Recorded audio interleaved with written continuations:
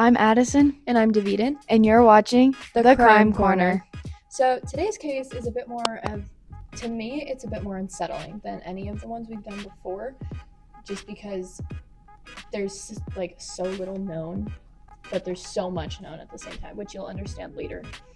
But today we're going to be talking about the Setagaya family murder. On December 30th, 2007, a little over 25 years ago, the Miyazawa family of 4 was brutally murdered in their home in Tokyo's Setagaya ward. This murder is known as the Setagaya family murder. For 25 years, despite leaving extensive evidence, the killer was never caught. The night of the murder was a regular night for the family. The mother, Yashiko Miyazawa, even called her mother, who lived next door, as her daughter, Nina, was over till 9:30 p.m., and that's the time she came home. The last known activity of the father, Mikio, was when he opened the business-protected email at around 10:38 p.m. That the exact timeline is unknown, but it is assumed that the killer shortly entered after that, killing the youngest boy, Ray, through strangulation in his bed.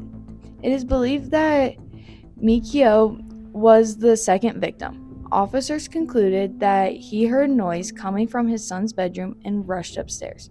He was murdered with a sashimi knife that the killer had brought with him. The tip of the knife even broke off as Mikio was stabbed in the head and it ended up lodging in his skull. The killer then used the broken knife to attack Yushiko and Nina before replacing it with a general kitchen knife that he found in the kitchen to kill them. Mikio, Yushiko, and Nina were all brutally stabbed to death.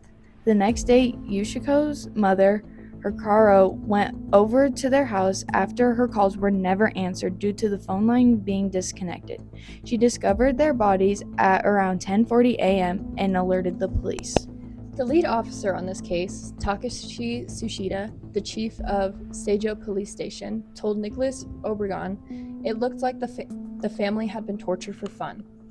While investigating the case, Tsushida and his crew found that the killer left copious amounts of evidence behind. They were able to find out that the killer stayed at the house until 1 a.m, that he used the family's computer, consumed 4 cups of ice cream, ate a melon, took a nap, drank several botties of tea, and even used their toilet. The killer, after using the toilet, left unflushed feces in the toilet. This showed that he ate sesame seeds and string beans. Some evidence that the killer left behind is the murder weapons, a hip bag, traces of blood, 2 handkerchiefs with the fragrance Drakkar Noir detected on them, and some of his clothes. Including a sweater they found only had 130 others like it. Only 12 of that 130 were sold in Japan. It was stated that in total, there was more than 12,500 pieces of evidence found in the home alone. During an interview, Officer Tsushida stated, "You don't always know what you're looking for, but here it was everywhere. In all my years as an officer, I've never seen a case with more evidence." Over the last 25 years, there have been over 200,000 officers assigned to this case. 5 million fingerprints have been taken, and the police have done around 1.3 million DNA comparisons. Yet somehow the killer has never been found. An analysis on the mitochondrial DNA was conducted, showing that the killer's line may trace back to southern Europe, but it is unknown if that came from a very distant ancestor or was from the killer himself. There's some theories on who it was or why the crime was even committed.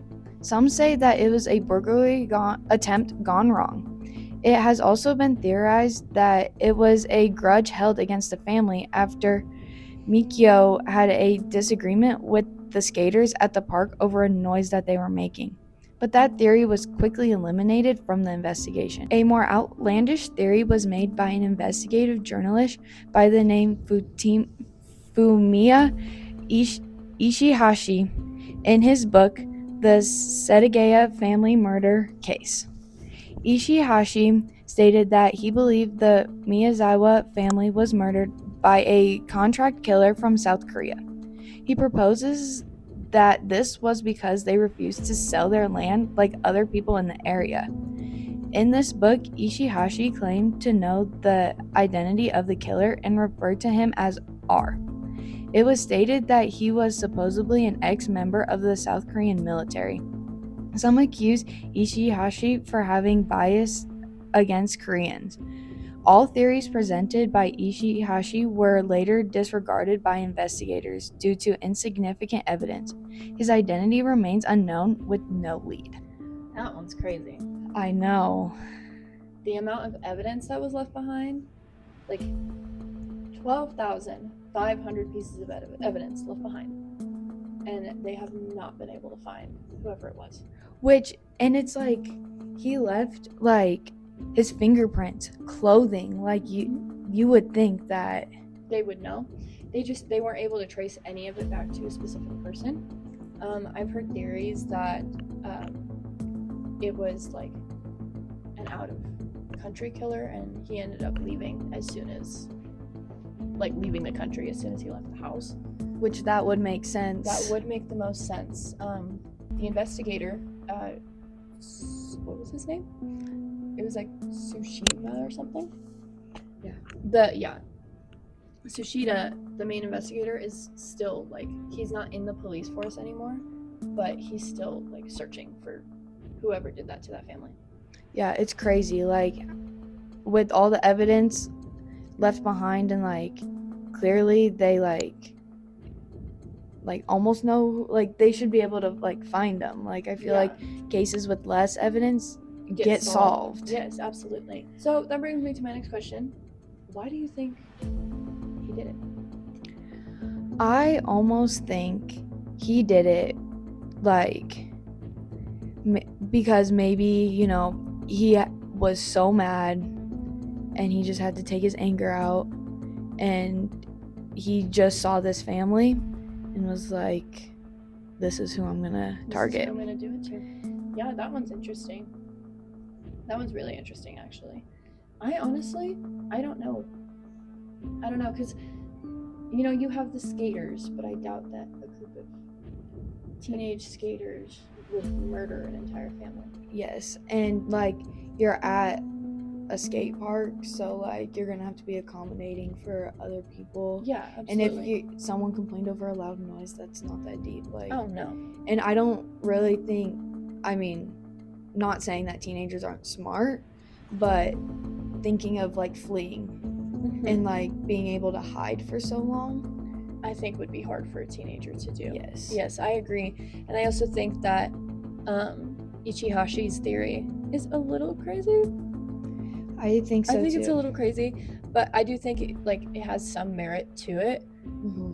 But at the same time, I don't know.